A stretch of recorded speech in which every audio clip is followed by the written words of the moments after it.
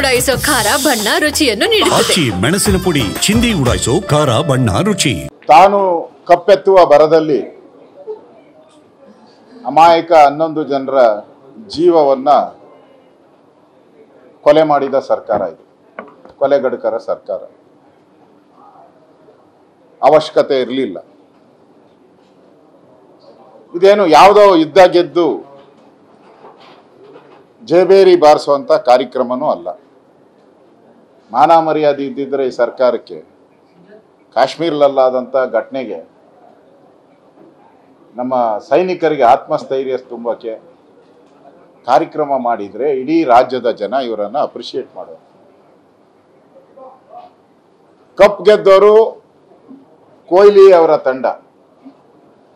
Credit ಬೇಕು ಅಂತ ವಿಧಾನಸೌಧದಲ್ಲಿ ಒಬ್ಬರು ಬೇಲಿ ಹಾಕೊಂಬಿಟ್ರು, ಇನ್ನೊಬ್ಬರು KSCA ಸ್ಟೇಡಿಯಂ ಅಲ್ಲಿ ಒಬ್ಬರು ಬೇಲಿ ಹಾಕೊಂಡು ಈ ಎರಡೂ ಬೇಲಿಗಳ ಮಧ್ಯೆ ಸಿಕ್ಕಾಕೊಂಡಂತ 11 ಜನರ ಜೀವವನ್ನ ಈ ಬೇಲಿಗಳ ಮಧ್ಯೆ ಸಾಯಿಸ್ಬಿಟ್ರು. ಈ ಎರಡು ಪವರ್ ಸೆಂಟರ್ಗಳ ತಿಕ್ಕಾಟ ಇಲ್ಲ ಅಂದಿದ್ರೆ ಈ ಸಾವಿನ ಸಂದರ್ಭ ರಾಜ್ಯದಲ್ಲಿ ಬೆಂಗಳೂರಲ್ಲಿ ಬರಕ್ ಸಾಧ್ಯನೇ ಇರಲಿಲ್ಲ. ಇವರ ತಿಕ್ಕಾಟದಿಂದ ಅಮಾಯಕ ವಿದ್ಯಾರ್ಥಿಗಳ ಸಾವನ್ನ ಇವತ್ತು ನಾವು ನೋಡ್ತಾ ಇದ್ದೇವೆ.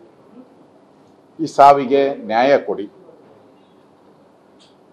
ಅವರ ಕುಟುಂಬ ರೋದನೆಯಲ್ಲಿ ಕೈ ತೊಳಿತಾ ಇದ್ದಾರೆ.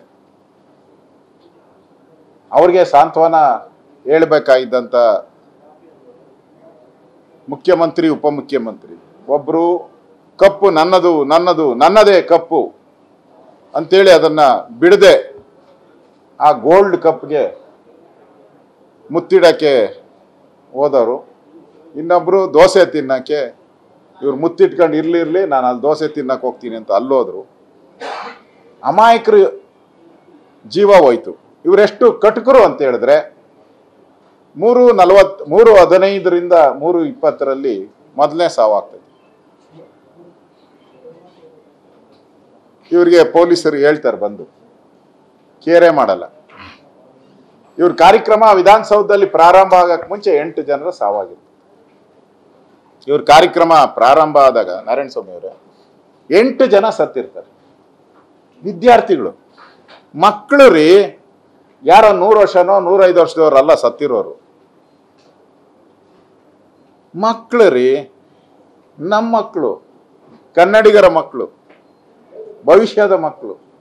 8 ಜನ ಸತ್ತ ಮೇಲೂ ನೀವು ಕಾರ್ಯಕ್ರಮ ಮಾಡ್ತೀರಾ ಅಂದ್ರೆ ನಿಮ್ಮದು ಕಟುಕ ಹೃದಯ. ಹೃದಯ ಇಲ್ಲದೆ ಇಲ್ಲ, ಕಲ್ಲಿನ ಹೃದಯ ಇದ್ದವ್ರು ನೀವೆಲ್ಲ. ನಿಲ್ಲಿಸ್ಬೇಕಾಯ್ತು ಕಾರ್ಯಕ್ರಮ. ಇದು ಸೆಲೆಬ್ರೇಷನ್ ಕಾರ್ಯಕ್ರಮ, ಯಾವುದೋ ದೇವಸ್ಥಾನದ ಕಾರ್ಯಕ್ರಮ ಅಲ್ಲ. ನಿಮ್ಮ ಸಂತೋಷ ಕೂಟದ ಕಾರ್ಯಕ್ರಮ ಇದು. ಮಾಡಲಿಲ್ಲ. ಫೋಟೋ ಸೆಷನ್ ಮಾಡಿದ್ರಿ. ನಾನಿವತ್ತು ಮುಖ್ಯವಾಗಿ ಕರೆದಿರೋ ಅಂಥದ್ದು, ಸರ್ಕಾರ ನಡೆಯುವಂಥದ್ದು, ಯಾರೇ ಮುಖ್ಯಮಂತ್ರಿ ಇದ್ರೂ ಸರ್ಕಾರ ನಡೆಯೋದು ಕಾನೂನು ಮೇಲೆ ನಡೆಯುವಂಥದ್ದು. Law of the land. Correct ಬೆಲ್ಲದು? Law of the land. ನೀನು ಮುಖ್ಯಮಂತ್ರಿ ಇರಲಿ, ನೀನು ಈ ದೇಶದ ಪ್ರಧಾನಿ ಇರಲಿ, ಯಾರೇ ಇರಲಿ, ನಾನಿರಲಿ, ಎಲ್ಲನೂ ಕೂಡ ಈ ಕಾನೂನು ಮೇಲೆ ನಡೆಯುವಂಥದ್ದು.